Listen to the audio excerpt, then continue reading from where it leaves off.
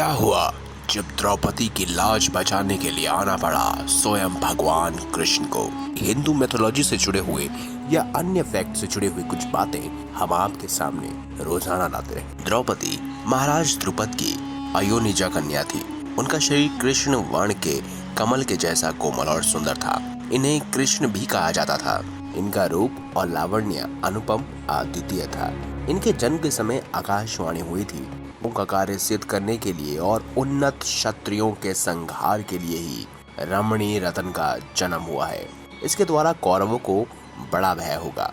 स्वयंवर में अर्जुन के द्वारा लक्ष्य भेद करने पर द्रौपदी पांडवों को प्राप्त हुई। कई दैवी कारणों से द्रौपदी पांचों पांडव की पत्नी हुई।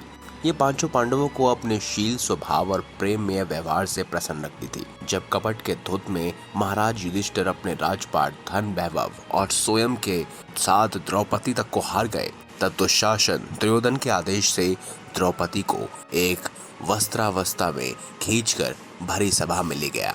सभा में रोते रोते द्रौपदी ने सभासदों से अपनी रक्षा के लिए प्रार्थना की। दुष्ट दुशासन उन्हें भरी सभा में निवस्त्र करना चाहता था। भीष्म द्रोण ने अपनी आंखें मूंद ली।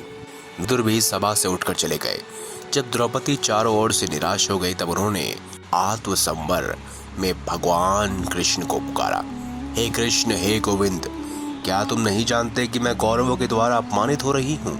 कौरव रूपी समुद्र में डूबी हुई मुझ अबला का उद्धार करो। कौरवों के बीच विपन्नावस्था को प्राप्त मुझ शरणागत की रक्षा करो। वहीं भक्त के लिए भगवान को वस्त्रावतार लेना पड़ा और 10,000 हाथियों के बल वाला दुशासन साड़ी खींचते खींचते थक गया, किंतु साड़ी का अंत नहीं मिला और द्रौपदी की लाज बच गई। जिसके रक्षक नंदलाल भगवान श्याम सुंदर हो, उसका भला क्या बिगाड़ा जा सकता है।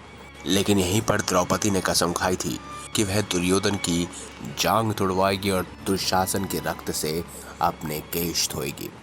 ऐसा उसने इसीलिए कहा था क्योंकि जब दुशासन उसे भरी सभा में खींच कर ला रहा था, तब उसी समय दुर्योधन ने अपनी जांग पर हाथ रखते हुए इशारा किया था कि वह द्रौपदी को अपनी जांग पर बिठाना चाहता है।